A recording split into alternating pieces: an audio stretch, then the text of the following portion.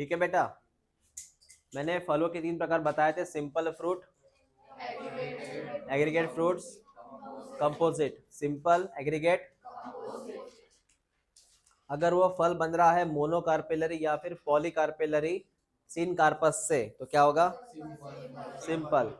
Multi carpellary apocarpous से, और पूरे फ्लावर के गुच्छे से कंपोजिट। पाइनएप्पल कौन सा फल था? Custard Apple. अगर किसी फल में सिंगल सीड है तो क्या नाम देगा? ड्रूप। नंबर ऑफ सीड है तो बेरीज। ठीक है, चलो ध्यान दे इधर। अभी अब अगर मैं बात करूं फ्रूट्स की, उसकी जो फ्रूट वॉल है उसकी मैं चर्चा करूंगा। बेटा ध्यान दे इधर, ध्यान देना। फ्रूट वॉल जिसको हम खाते हैं, फ्रूट वॉल में 3 लेयर आती है। इसमें होता है सबसे बाहर एपिकार्प, उसके बीच में मेसोकार्प, सबसे अंदर होता है एंडोकार्प। 3 लेयर होती है फलों में। क्या हुआ? फैन चाहिए तो फैन लगाओ बेटा। फ्रूट वॉल में 3 लेयर है। सबसे ऊपर कौन है? एपिकार्प, उसके बीच में सबसे अंदर, और बेटा इनको कॉमनली बोला जाता है पेरिकार्प। कौन सा कार्प? पहले ये लिख लो, तो पहले लिख ले, फ्रूट वॉल का मतलब पेरिकार्प। इसके 3 पार्ट है, एपिकार्प, मेसोकार्प, एंडोकार्प।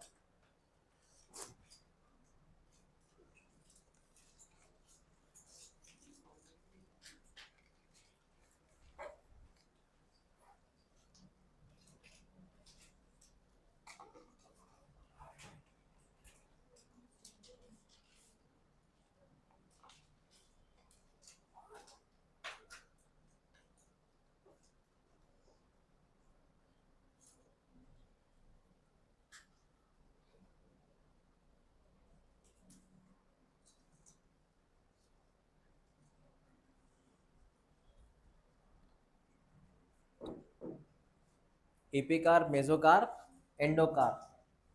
ठीक है, लिख लिया तूने? अब ध्यान दे इधर, ये पका हुआ आम है। इस पके हुए आम में सबसे बाहर की लेयर, सबसे बाहर की ऑरेंज कलर की लेयर रहती है। हम खाते नहीं इसको, हम इसको खाते नहीं हैं, ये नॉन एडिबल है, इसको फेंक देते हैं। जो खाते नहीं है वो सबसे बाहर की लेयर है एपिकार्प। कौन सा कार्प? उसके बीच में जो जूस वाला एरिया होता है जिसका नाम है, इसको एक्चुअली इसको खाते अपन, किसको? मीजोकार्प, जिससे जूस बनता है, ये फ्लेशी होता है। और तीसरा आता है ये गुठली। पता है आम के अंदर गुठली होती है, उस गुठली में जो ऊपर का एरिया, इसका नाम क्या है? जिसको भी नहीं खाते अपन, नहीं खाते। तो आम में सिर्फ हम क्या खाते हैं? रिपीट कर, आम का ऊपर का छिलका, बीच में जो फ्लेशी एरिया, और गुठली, और गुठली के अंदर सीड होता है। पता है तुझे? व्हाइट कलर की सीड होती है गुठली के अंदर। क्या होता है? सीड। समझ में आया? हाँ, तो ये है कंसेप्ट। इसका डायग्राम है तुम्हारे एनसीईआरटी में कहीं है? देखो, मैंगो का डायग्राम होगा, है ना?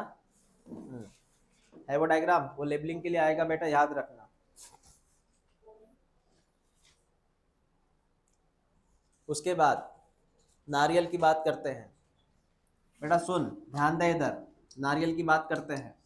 नारियल में सबसे ऊपर जो हरे कलर का कवच होता है, मैं गीले नारियल की बात कर रहा हूँ। सबसे ऊपर जो हरे कलर का कवच होता है, ये कौन सा कार्प? EP carp. बीच में जो व्हाइट कलर का एरिया होता है, व्हाइटिश कलर का, वो कौन सा? मीजोकार्प। कौन सा? और सबसे अंदर जो व्हाइट कलर का एरिया होता है, सबसे अंदर जिसको पानी वगैरह होता है, वहां पे पानी वगैरह होता है, खोबरा होता है, मलाई होती है, वो कौन सा कार्प होता है?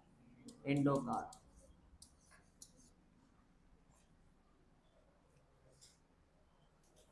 समझा मैंने क्या बोला? तो रिपीट में करता हूँ, सुन ले।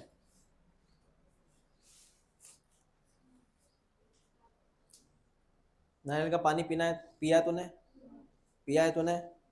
जब वो कटिंग करता है देखा तूने, सबसे ऊपर ग्रीन कलर का कवच रहता है, वो कौन सा कार्प? उसके अंदर एक व्हाइटिश कलर का बड़ा सा एरिया रहता है जो नहीं खाते अपन, वो कौन सा? मेसोकार्प। और इसके अंदर तूने देखा होगा एक स्टोनी एरिया मिलता है, जैसे सूखा खोबरा जो होता है ना, स्टोनी एरिया। सूखा खोबरा का मतलब ये ऐसे होता है बेटा, वो ऐसे सूखा खोबरा। और इसके अंदर इसको फोड़ना पड़ता है पहले, ये स्टोनी है। जैसे तूने आम में तूने गुठली को क्या नाम दिया था? आम में गुठली कौन थी? एंडोकार्प। वैसे ही नारियल में जो बड़ा सा स्टोनी एरिया होता है नारियल का, जिसको फोड़ना पड़ता है पत्थर के ऊपर, ये होता है एंडो। क्या होता है ये? एंडो। ये होता है एंडोकार्प। मैं रिपीट करता हूँ, नारियल में जो स्टोनी एरिया है सबसे अंदर वाला, इसका नाम है एंडो, एंडोकार्प। फिर सर ये खोबरा कौन होता है? जो अंदर खोबरा होता है, मलाई होती है, पानी होता है। ये मलाई खाया तूने कभी? पानी खत्म होने के बाद मलाई देते हो, बराबर ना? ये मलाई, ये मलाई कौन है सर? मैं गीले नारियल की बात कर रहा हूँ। ये मलाई जो होता है वो एंडोस्पर्म होता है। कौन होता है वो? नाम सुना है कहीं? उसका पानी भी होता है, वो भी एंडोस्पर्म होता है। कौन होता है पानी? एंडोस्पर्म। तो पानी का ही खोबरा बनता है, पानी का ही वो व्हाइट कलर का ये मलाई बनता है। ये दूध के ऊपर साय, वैसी बात है ये। समझा तुझे? साय कोई अलग बात नहीं हो, दूध से ही बनती है साय, दूध का ही हिस्सा है वो। ऐसा ही ऐसा ही ये जो है पानी, वो पानी का ही बनेगा ये मलाई। और मलाई जो है जिस एरिया में है वहां पे कवच नहीं रहता क्या, हार्ड स्टोनी कवच, वो कौन है? एंडोकार्प। समझ में आया? ऐसे रहता है। तो ये हुआ गीला नारियल। अगर मैं बात करूँ सूखे नारियल की, सूखा मतलब जिसमें खोबरा होता है, पानी नहीं होता, या फिर वो ऊपर का कवच हट जाता है वो ग्रीन कलर का, फिर उसमें कौन सी केस आती है सर? उसमें उसमें अगर मैं बात करूँ बेटा, अगर मैं सूखे नारियल की बात करूँ, सूखा मतलब बेटा जो मार्केट में बेचने के लिए आते हैं ब्राउन कलर का होता है। सूखा मतलब कौन सा नारियल? ब्राउन कलर का। पता है ना कौन से हेयर होते हैं उसको? ब्राउन कलर के हेयर रहते हैं ना मार्केट में, दुकान में जो आता है, दुकान में ये नारियल मिलता है क्या? दुकान में कौन सा नारियल मिलता है? ब्राउन कलर वाला। तो उसकी बात क्या है सर? जो ब्राउन कलर का नारियल जो होता है ना, उसमें कंसेप्ट क्या है? सुन, उसमें कंसेप्ट क्या है? जो ब्राउन कलर का नारियल, देख, ब्राउन कलर के नारियल में ऊपर का जो इपिकार होता है वो ग्रीन कलर का एरिया ये यहाँ से हट जाता है। मतलब जो दुकान में नारियल बेचने को आता है उसको होता है नो इपिकार, इपिकार हट जाएगा ग्रीन कलर। समझ में आया? फिर बचा क्या? वो एक वो हेयर लाइक स्ट्रक्चर वो निकालने पड़ते हैं ब्राउन कलर के, वो कौन सा कार्प है? तो ये हेयर बेटा कौन से कार्प में आते हैं? मीजोकार्प में, जिसको तुम हटाते हो। ये जो है ना हेयर, ये हेयर कौन सा कार्प है? मीजोकार्प। फिर तूने क्या किया? इस हेयर को हटाया, नारियल फोड़ने के पहले हेयर को हटाते अपन। फिर तूने क्या किया? पत्थर के ऊपर इस नारियल को मारा, मारा नारियल को। तो नारियल को मारने के बाद पत्थर से ये फट जाएगा। ये कौन सा कार्प है? अरे मीजो तो ये था, बाद में ये लाल भी हट गया ना यहाँ से। ये कौन सा कार्प है? ये कौन सा कार्प है? उसके बाद में खोबरा मिलता है ना उधर, ये व्हाइट कलर का कौन है? खोबरा है ना वो। समझा कि नहीं समझा? कभी कभी एक खोबरा सड़ा हुआ मिलता है, कभी कभी अच्छा मिलता है। सड़ा हुआ मिला तो पैसे बर्बाद, दुकानदार को भी नहीं पता ना ये अच्छा है कि बुरा है। हाँ, समझा तुझे? तो सूखे नारियल में ऊपर का हेयर कौन? अंदर का वो स्टोनी, स्टोनी ये स्टोन कौन? बाकी तो ये खोबरा है। खोबरा हमेशा होता है, खोबरा व्हाइट कलर जिसको खाते हो वो खोबरा होता है एंडोस्पर्म। क्या होता है? हाँ, समझ में आया अभी? ओके, चलो नेक्स्ट।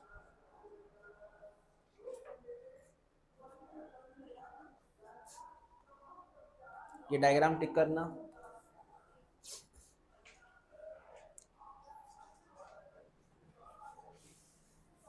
अब बताइए, इस नारियल में उन्होंने इपिकार्प के बारे में बोला है क्या? मतलब ये नारियल कौन सा है जो ये रास्ते पे बेचते हैं, वो नारियल है कि जो दुकान में मिलता है वो नारियल है? क्योंकि इसमें एपिकार्प नहीं है ना।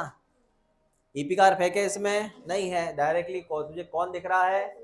ये धागे दिख रहे हैं। धागे का मतलब कौन होता है?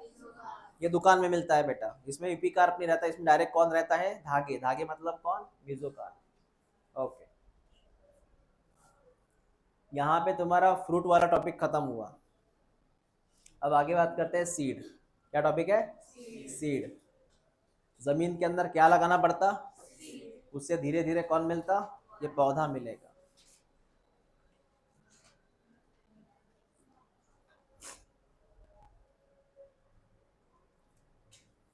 ये डायग्राम है क्या एनसीईआरटी में? देख लो। चलो सीड के बारे में धीरे धीरे बात करते हैं। बेटा ध्यान दे इधर अभी। बता सीड बना कैसे? Ovules convert into seed. Ovules convert into seed. तो सीड का मैं डायग्राम बनाऊंगा यहाँ पे, देखना वन बाय वन। बेटा देखते रहे। ये सीड है, ये सीड है। सबसे मैं ऊपर ड्रॉ करूंगा यहाँ पर। ये सीड कोट होता है, सीड कोट। सीड कोट, ये कोट है। दो अलग अलग कोट है। ये जो बाहरी कोट है इसका नाम है टेस्टा, और अंदर के कोट का नाम है टेगमेन। सर ये दोनों कौन है? ये बेटा सीड कोट होते हैं। क्या होते हैं? Seed coat. फिर इस सीड के अंदर देखना, सीड के अंदर क्या क्या होता है। सीड के अंदर ये ई होता है। ई का मतलब है एम्ब्रियो। ई का मतलब, ई का मतलब, और जो बचा हुआ एरिया है वो होता है एंडोस्पर्म। मतलब ये फूड है, फूड। फूड मतलब एंडोस्पर्म। ये पूरा एंडोस्पर्म। ये कौन है सर? एंडोस्पर्म। एंडोस्पर्म क्या है सर? एंडोस्पर्म का मतलब ये रिजर्व फूड होता है। और ये फूड काय के लिए होता है? एम्ब्रियो के लिए। काय के लिए होता है? काय के लिए होता है? एम्ब्रियो। समझ में आया तुझे क्या कंसेप्ट था ये? तो ये पूरा कंसेप्ट जो है वो सीड होता है। तो बता सीड में कौन कौन आएगा? सीड में कौन कौन आता है? पहले कौन आता? Seed coat.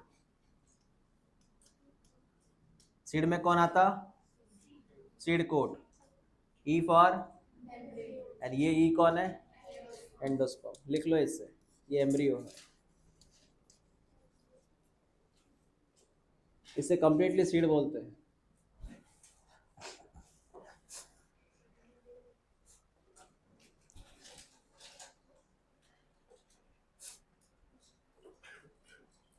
एम्ब्रियो में नहीं, एम्ब्रियो जीवित है तो सीड जीवित है।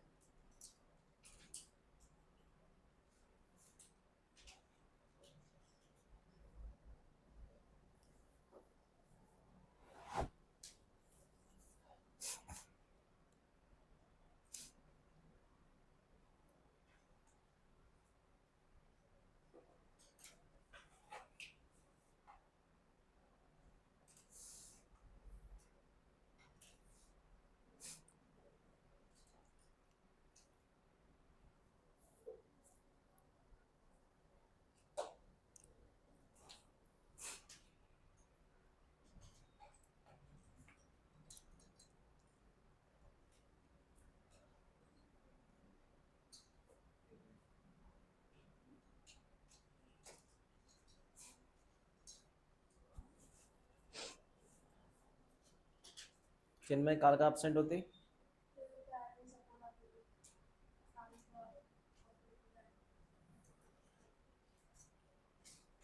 काल तो होती इसका। तो त्रिषा, तो रेगुलर आते जा भाई, रेगुलर आते जा।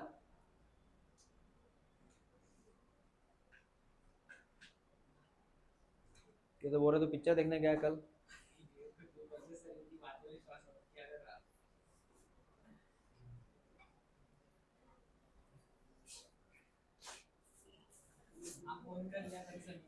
हो क्या? तो टॉकीज से बोलेगा मेरे साथ, सर मैं घर पे खाना बना रहा हूँ। हो गया ये? जल्दी लिखो ना, तुम भी अपसेंट थे कल।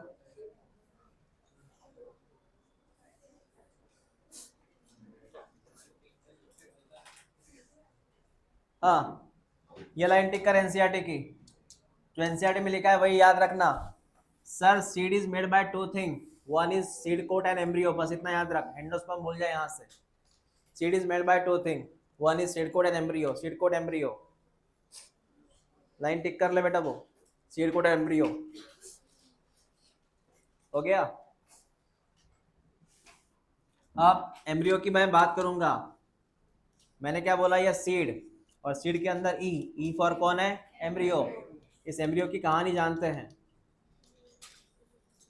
देख बेटा क्या मैं लिख रहा हूं यहाँ पे, एम्ब्रियो में कंसेप्ट ऐसा है, एम्ब्रियो में ये जो होता है बीच वाला एरिया, इसको बोलते हैं एम्ब्रियोनल एक्सिस, इसका नाम है एक्सिस। ये एक्सिस है बेटा। हाँ, इस एक्सिस के ऊपरी हिस्सा होता है प्लूम्यूल। क्या होता है? और नीचे वाला हिस्सा रेडिकल। ये पढ़ाया था मैंने इसके पहले। ये प्लूम्यूल और एक रेडिकल इन फ्यूचर में काय में कन्वर्ट होगा? फ्रूट। और प्लूम्यूल शूट। शूट मतलब पेड़ का ऊपरी हिस्सा, प्लांट का ऊपर का हिस्सा जमीन के, शूट। और यहां पे देखना बराबर, यहां पे देखना, यहां पे देखना बेटा, अगर मैं बाजू में ऐसे ड्रॉ करूं, ये इसका नाम है कॉटलीडॉन। क्या नाम है? इसमें भी खाना जमा रहता है, कॉटलीडॉन। अगर इसको एक ही कॉटलीडॉन है तो इसका नाम है मोनोकॉट। क्या नाम है? अगर दो कॉटलीडॉन है तो, समझा तुझे? मैं रिपीट करता हूं, एक कॉटलीडॉन हो तो मोनोकॉट एम्ब्रियो, दो हो तो, समझ में आया तुझे क्या कंसेप्ट है? तो यह मैं फिलहाल मैंने कितने कॉटलीडॉन ड्रॉ किए? ये कौन हुआ? डाइकॉट। लेकिन अगर मैं इस एम्ब्रियो एक्सिस को एक ही कॉटलीडॉन ड्रॉ करूं तो मोनोकॉट। इसके एग्जांपल टिक करना, आईएमपी है मोनोकॉट, डाइकॉट। तो पहले सर मैं डाइकॉट की बात करूं तो ग्राम और पी, ग्राम और पी ये डाइकॉट है, याद रखना। और मोनोकॉट के एग्जांपल है व्हीट एंड मेज, व्हीट एंड मेज लिख लो। मोनोकॉट, डाइकॉट, उसके एग्जांपल वहीं पे लिख लो। मोनोकॉट में आता गेहूं और मेज।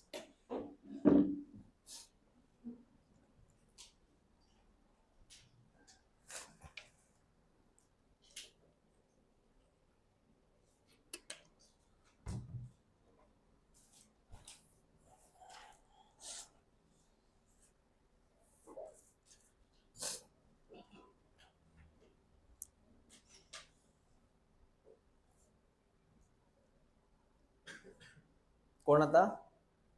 मोनोकॉट में कौन आता? डाइकॉट में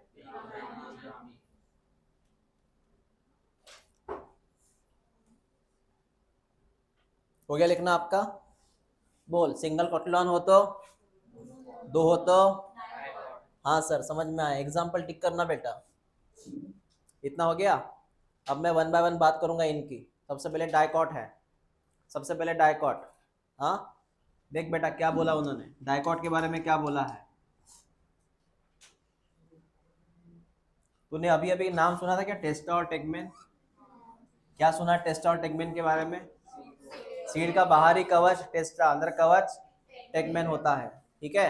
हाँ, अब मेरी बात सुन बेटा, मेरी बात सुनना। इसको टिक कर तू, हाइलम को, हाइलम को टिक कर। अब मैं एक डायग्राम बना रहा हूं, जैसे ये फल है, हाँ ये फ्रूट है,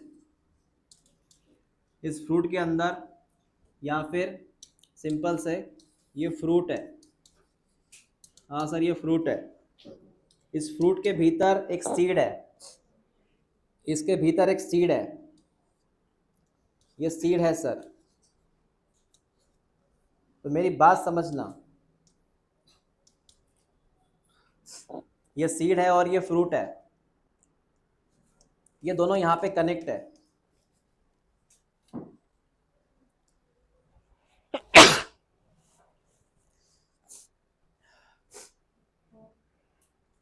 ये दोनों यहाँ पे कनेक्ट है, मेरी बात समझना।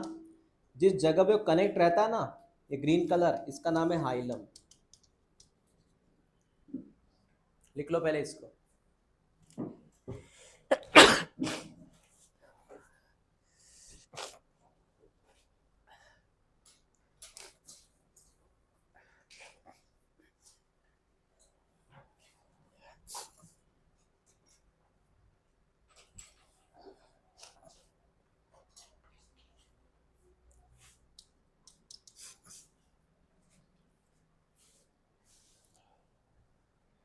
हाइलम याद रखना।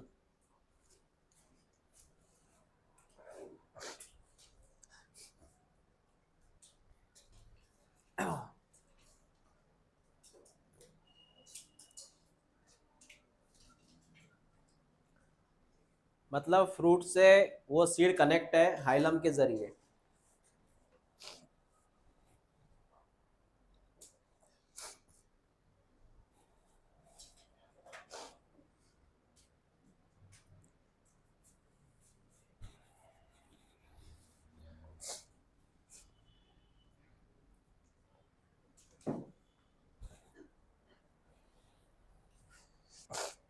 हो गया लिखना? चलो ध्यान दे इधर, देख बेटा क्या कंसेप्ट बोला मैंने बोला ये सीड है, ये सीड है, एक स्कार वाला एरिया है, मतलब ऐसा एक ऐसा रफ एरिया है, ये एरिया अटैच होता है फ्रूट के साथ, फ्रूट के साथ। तो फ्रूट के साथ ये वाला एरिया अटैच रहता है जिसका नाम क्या है बेटा? हाइलम। क्या एरिया है ना? हाइलम। जरा ध्यान दे इधर, इधर देख हाइलम क्या होता है। हाइलम देख, ये स्कार है, किसी भी सीड के ऊपर एक स्कार लगा है, डॉट रहता है, उसका नाम है हाइलम। इसी जगह से वो किससे अटैच रहता? फ्रूट से। समझ में आया मैंने क्या बोला? तो इसी लोकेशन से वो अटैच रहता किसके साथ? फ्रूट के साथ। ठीक है, तो हाइलम के बारे में क्या खबर है सर? तो हाइलम एक मार्क है, स्कार मतलब कौन? मार्क। तुम्हारे गाल पे कोई चट्टा आया, स्किन पे कोई चट्टा आया, उस स्कार बोलते हैं। तो हाइलम एक स्कार है, और ये स्कार कहाँ पे होता है? और इस स्कार के जरिए वो सीड किससे अटैच रहता है? फ्रूट से। समझ में आया? ओके। उसके बाद हाइलम के जस्ट अबाव, अबाव बोला, बिलो नहीं बोला, याद रखना, अबाव, अबाव याद रखना। हाइलम के अबाव एक एरिया रहता है जिसका नाम क्या है? माइक्रोपाइल। और माइक्रोपाइल एक छोटा सा होल है, ये लाइन टिक कर ले। हाइलम के जस्ट ऊपर एक छोटा सा छेद है जिसको माइक्रोपाइल बोलते हैं।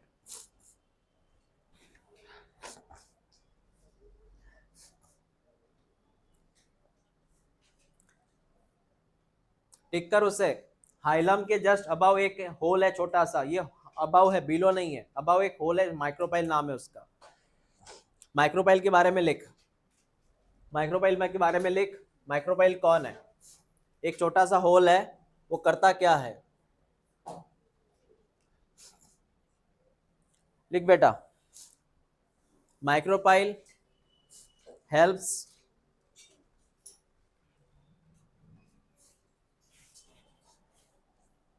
micropyle helps to absorb water,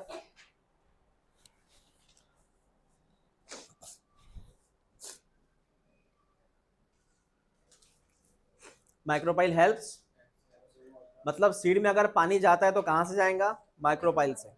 seed में अगर पानी जाता है तो कहां से जाएगा? माइक्रोपाइल से जाएगा। सीड में अगर पानी जाता है,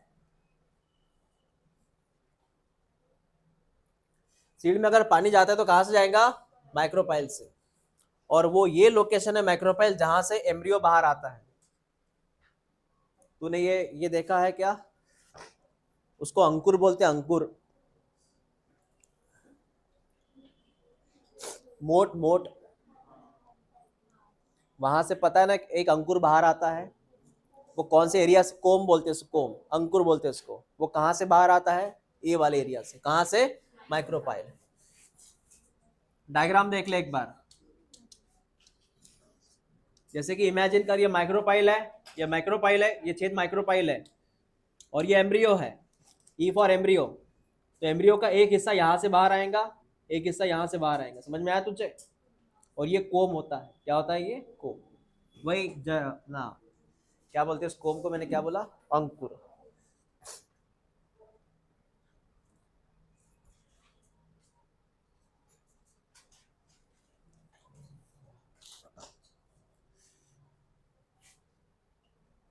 डाइकॉट का सीड के बारे में बात कर रहे हैं। ये है एम्ब्रियोनल एक्सिस, एम्ब्रियोनल एक्सिस है ये। तुमने डायग्राम बनाया था इसके पहले। इसका नाम क्या है? रेडिकल। इसका नाम प्लूम्यूल। और यहाँ पर रहता है वो, यहाँ पे रहता है टू कॉटलीडॉन्स। क्या रहते हैं? हाँ, यहाँ पे रहते हैं कौन? इसके बारे में खबर लिख। कॉटलीडॉन कौन है? कॉटलीडॉन कौन है? Fleshy and full reserve food material. कौन है कॉटलीडॉन? तो कॉटलीडॉन के अंदर कौन जमा रहता? फूड।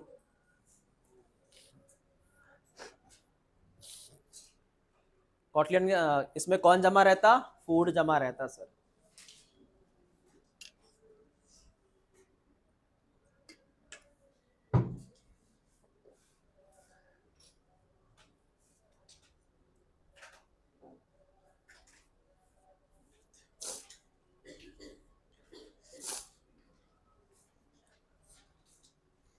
ओके, ये बनाया तुमने डायग्राम पहले ही।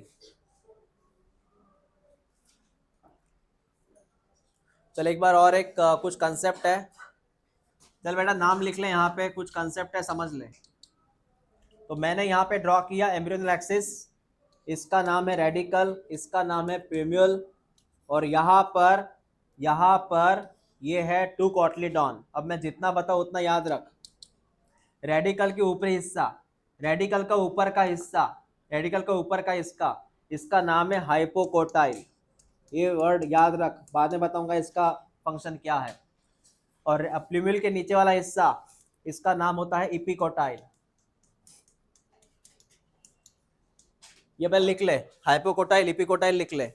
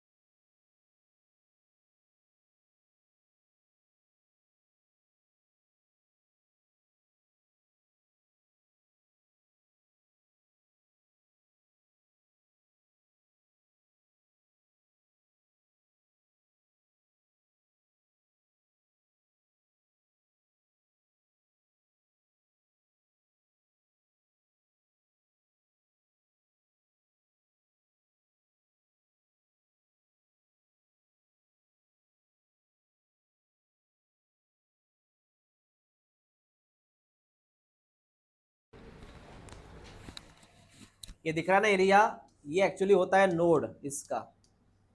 अगर नोड के ऊपर है तो इपिकोटाइल, नोड के नीचे है तो, नोड के ऊपर है तो, नोड के नीचे है तो, हाँ, और इसका नाम है एम्ब्रियोनल नोड। एम्ब्रियो का नोड है वो, एम्ब्रियो का नोड है वो। अपर रहा तो इपिकोटाइल, नीचे रहा तो हाइपोकोटाइल। लिख लो उसे।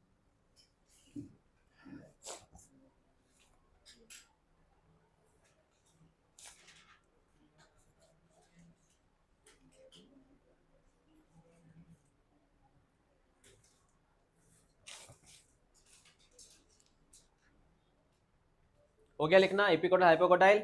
चल सर, यहाँ पे कंसेप्ट फिनिश हुआ हमारा डाइकॉट वाला। कुछ एग्जांपल है क्या सर उसमें? हाँ देखते बेटा।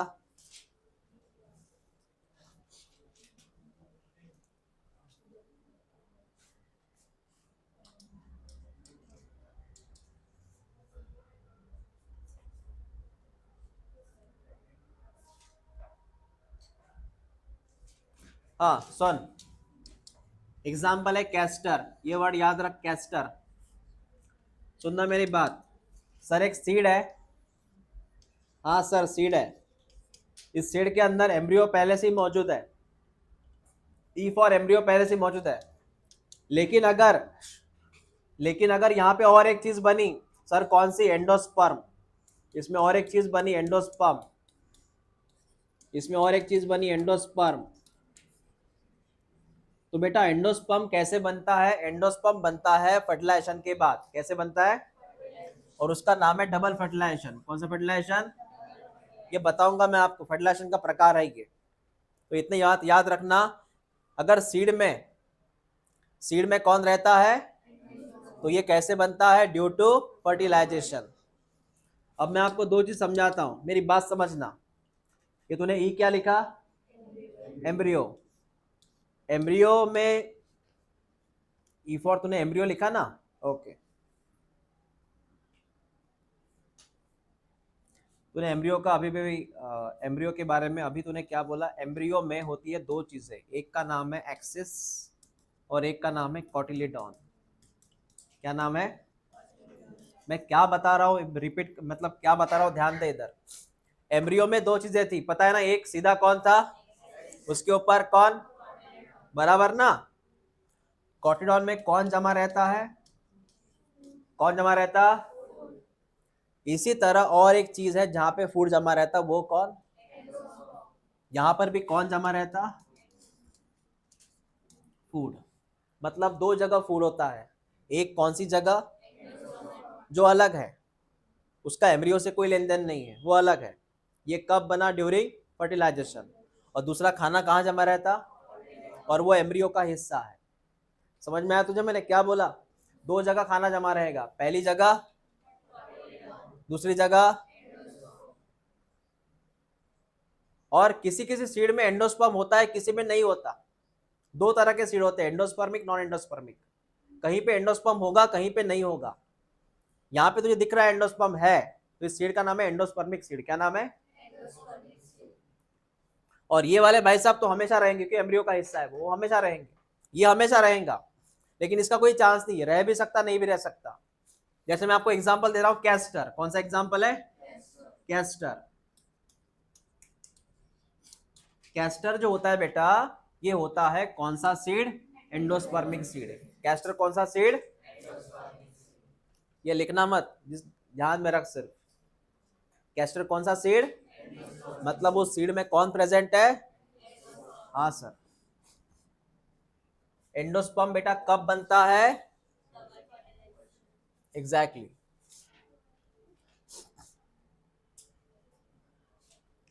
चल ध्यान दे अभी। तो सर सीड दो प्रकार के होते हैं, एक होता है एंडोस्पर्मिक जिसमें एंडोस्पर्म है, एक होता है नॉन एंडोस्पर्मिक जिसमें एंडोस्पर्म नहीं होता। सर आपने क्यों लिख के दिया ये? बेटा इसलिए मैंने लिख के दिया कि दो एग्जाम्पल लिख सके।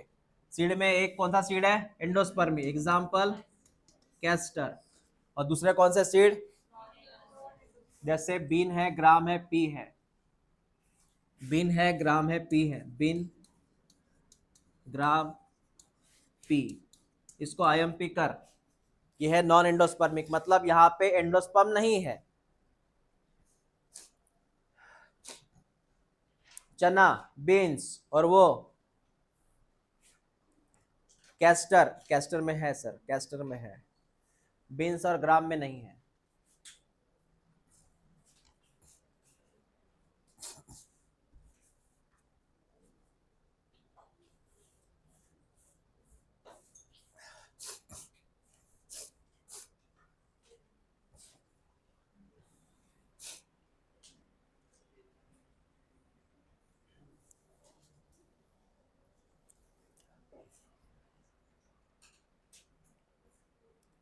बता, विच सीड एंडोस्पर्मिक है? और बाकी वो तीन? मतलब अगर तू मटर खा रहा है, मटर, पी, उसमें एंडोस्पर्म नहीं है। तू अगर चना खा रहा है, उसमें एंडोस्पर्म नहीं है। समझ में आया इतना क्या केस है ये? ओके। ध्यान दे इधर। सर आपने बोला कि ये सीड है, इसमें एम्ब्रियो है, ये दूसरा सीड है उसमें एम्ब्रियो है। आपने बोला कि एंडोस्पर्म कैसे बना आफ्टर फर्टिलाइजेशन। अगर आफ्टर फर्टिलाइजेशन एंडोस्पर्म बनता है तो यहाँ पे एंडोस्पर्म होना चाहिए, और यहाँ पर भी हर सीड में एंडोस्पर्म तो होना चाहिए, क्योंकि उसमें आपने फर्टिलाइजेशन की बात बोला ना, फर्टिलाइजेशन तो हर इसमें हो रहा है। अब मेरी बात सुनना, मेरी बात सुनना। देख बेटा, क्या होता है, एंडोस्पर्म हर सीड में बनता है, बनता है, एंडोस्पर्म हर सीड में बनता है, लेकिन फर्क कहाँ पे है, ये जो एम्ब्रियो है, एम्ब्रियो इस एंडोस्पर्म का यूज करता है, उसको कंज्यूम करता है, ये एम्ब्रियो इसका कंज्यूम करता है भाई, इसलिए बना ना वो। एंडोस्पर्म क्या है, रिजर्व फूड है, किसके लिए बनाया गया। अब मेरी बात सुनना, ये वाला एम्ब्रियो जो होता है, ये वाला एम्ब्रियो इस एंडोस्पर्म को पूरा खा लेता है, कुछ नहीं बचता, पूरा खा लिया उसने, कुछ नहीं बचता ड्यूरिंग डेवलपमेंट। अब बता, क्या इस सेल में एंडोस्पर्म दिख रहा है तुझे, क्योंकि उसने पूरा खा लिया। जब पूरा ही खा लिया तो इस सीड का नाम क्या होगा, नॉन एंडोस्पर्मिक सीड। मतलब उसमें एंडोस्पर्म था लेकिन बेचारे ने पूरा खा लिया, इट्स कॉल्ड एज, क्योंकि इसकी ग्रोथ के लिए खा लिया। लेकिन ये वाले भाई साहब जो होते हैं, इस भाई साहब ने क्या किया, इसने एंडोस्पर्म खाया लेकिन उसमें से कुछ बच्चा, कुछ, इसका मतलब ये कौन सा सीड, एंडोस्पर्मिक। समझ में आया तुझे मैंने क्या बोला तो, हाँ। तो हर सीड में एंडोस्पर्म होता है शुरू में, फर्टिलाइजेशन हर सीड में होगा, एंडोस्पर्म बनेगा, लेकिन डिपेंड करता है उसमें बचेगा कि नहीं बचेगा। तो बचेगा मतलब ऑब्वियसली वो खाने वाला कौन प्रेजेंट है इधर, embryo. During development, during development उसने पूरा एंडोस्पर्म खा लिया तो बचेगा एंडोस्पर्म, नहीं, नॉन एंडोस्पर्मिक। और ये वाले भाई साहब उसमें कुछ बचा है, समझ में आया तुझे मैंने क्या बोला तो, हाँ हाँ, ऐसा रहता है। तो नॉन एंडोस्पर्मिक सीड की खासियत क्या है, उसके एम्ब्रियो ने क्या किया, पूरा, उसके एम्ब्रियो ने क्या किया, पूरा एंडोस्पर्म कंज्यूम कर लिया, और इस भाई साहब ने कुछ बचाया। समझ में आया, क्लियर है। मतलब सर चने में एंडोस्पर्म पहले था, चने में एंडोस्पर्म था, लेकिन चने के अंदर जो एम्ब्रियो है, चने के अंदर, उसने पूरा एंडोस्पर्म क्या कर लिया, खा लिया। समझा तुझे, क्लियर हुआ। फिर चने के अंदर जो फूड होता है सर, वो क्या होता है, चने, चना खाते हैं ना अपन, तो फिर वो फूड होता है, वो क्या होता है, वो कॉटिलॉन होता है बेटा। क्या होता है, कॉटिलॉन। हम जो चना खाते हैं, हमें जो मिलता है फूड, वो कॉटिलॉन है, ऐसा, क्योंकि एंडोस्पर्म तो गायब हुआ वहां से। ओके, ये समझ में आया तुझे, हाँ, क्लियर हुआ क्या, हाँ या ना।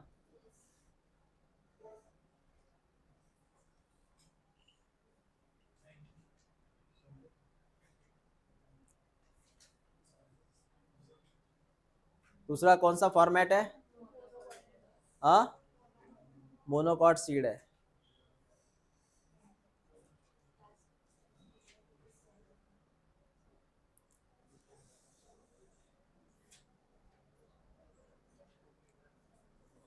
ये आईएमपी है और थोड़ा बड़ा सा पोर्शन है, और मेरी सर्दी बढ़ती जा रही है, तो मैं कल पढ़ाऊंगा आपको,